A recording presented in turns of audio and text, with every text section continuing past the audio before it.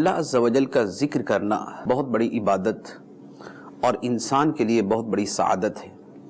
قرآن مجید میں اللہ تعالیٰ نے اپنے ذکر کا حکم بہت سے مقامات پر دیا ہے۔ ایک جگہ ارشاد فرمایا، یا ایھا الذین آمنوا اذکروا اللہ ذکرا کثیرا، اے ایمان والو اللہ کا بڑی کثرت کے ساتھ ذکر کرو۔ ایک جگہ فرمایا، وَاذْكُرُوا اللَّهَ كَثِيرًا لَعَلَّكُمْ تُفْلِحُونَ، اور اللہ کو کثرت سے یاد کرو تاکہ تم فلاح پا جاؤ۔ اللہ تعالیٰ کے ذکر کے لیے لفظ ذکر بھی قرآن میں ہے اور لفظ تسبیح اور حمد بھی قرآن میں ہے۔ چنانچہ نبی کریم صلی اللہ علیہ وآلہ وسلم کو اللہ تعالیٰ نے ارشاد فرمایا، فَسَبِّحْ بِحَمْدِ رَبِّكَ وَاسْتَغْفِرْ، تو اے حبیب اپنے رب کی حمد کے ساتھ اس کی تسبیح بیان کیا کرو اور اس سے استغفار کرو۔ تو نبی پاک علیہ الصلوۃ والسلام کو تسبیح کرنے کا اور حمد کرنے کا اللہ تعالیٰ نے حکم دیا۔ اچھا، اسی طرح اور بھی قرآن پاک میں بہت سے مقامات پر ہے، وَسَبِّحُوهُ بُكْرَةً وَأَصِيلًا، اور صبح و شام اللہ کی تسبیح کرو، اللہ کی پاکی بیان کرو۔ تو یہ اللہ تعالیٰ کا ذکر کرنا، اللہ تعالیٰ کی تسبیح کرنا، اللہ تعالیٰ کی تسبیح پڑھنا، یہ اللہ تعالیٰ کو محبوب بھی ہے، خدا کا حکم بھی ہے۔ اب یہ ذکر کرنا یہ کئی طرح ہوتا ہے۔ ذکر زبان کے ساتھ بھی ہوتا ہے، جیسے ہم اللہ کا ذکر کرتے ہیں، سبحان اللہ پڑھتے ہیں، الحمدللہ پڑھتے ہیں، اللہ اکبر پڑھتے ہیں، لا الہ الا اللہ پڑھتے ہیں، لا حول ولا قوت الا باللہ پڑھتے ہیں۔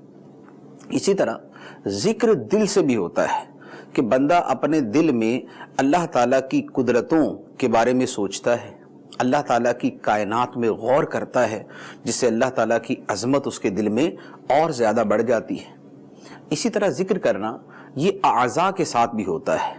اعضاء سے ذکر یہ ہے کہ بندہ اپنے اعضاء کو، اپنے جسم کے اعضاء کو اللہ کی بندگی اور عبادت اور اطاعت کے کاموں میں لگائے۔ اسی طرح بندہ اگر اپنے اعضاء سے مخلوق کو نفع پہنچاتا ہے اور اللہ کی رضا کے لیے کرتا ہے تو یہ بھی اللہ کے ذکر کی صورت ہے۔ اب یہاں پر یہ بات ہمیشہ یاد رکھنی چاہیے کہ کبھی بھی ایسا نہیں کرنا چاہیے کہ دین کی جو تعبیرات ہیں ان کو بدل دیا جائے۔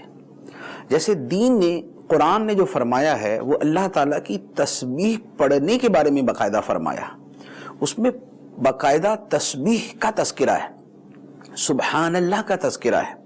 اور نبی پاک علیہ السلام کون سی تسبیح کرتے تھے؟ سینکڑوں یا بیسیوں تسبیحات احادیث طیبہ میں موجود ہیں۔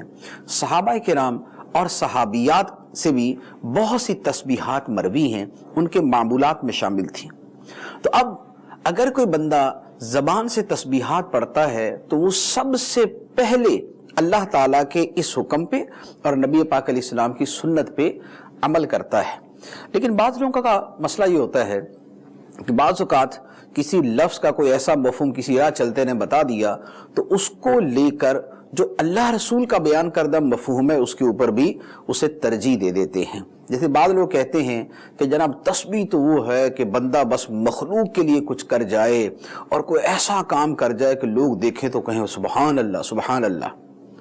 ایسا کام کرنا اپنی جگہ اچھا ہوگا، اس کی افادیت ہے تو اس کے جو ہے وہ بھلا کام ہونے میں، خیر کا کام ہونے میں کوئی شک نہیں ہے۔ لیکن آپ قرآن کی آیتیں بدل دیں، قرآن کی آیتوں کا مفہوم بدل دیں، قرآن کی آیتیں نبی پاک علیہ السلام کی سنت سے جو اس کا مفہوم ثابت ہے، جو صحابہ کے طریقے سے ثابت ہے، وہ سارے کا سارا آپ بالکل کھڈے لائن لگا دیں اور آپ بولے کہ نہیں جناب بس تسبیح تو یہ والی ہوتی ہے اور اس کو تسبیح کہتے ہیں، تو یہ جو طریقہ کار ہے یہ بڑا خطرناک ہے۔ اگر دین کی تعبیرات اسی طرح بدلنا شروع کر دیں اور قرآن کے مفاہیم کو اسی طرح بدلنا شروع کر دیا تو پھر جو پچھلی قومیں اپنے دین میں اور اپنی کتابوں میں تحریف کرتی تھیں وہ تو لفظی طور پہ بھی تحریف کر دیتی تھی، لیکن یہ معنوی اعتبار سے تحریف ہو جائے گی۔ تو لہٰذا اس طرح کے طرز عمل سے بچنا چاہیے۔ اللہ تعالی ہمیں اپنی تسبیح پڑھنے والا، تسبیح کرنے والا اور ذکر کرنے والا بندہ بنائے۔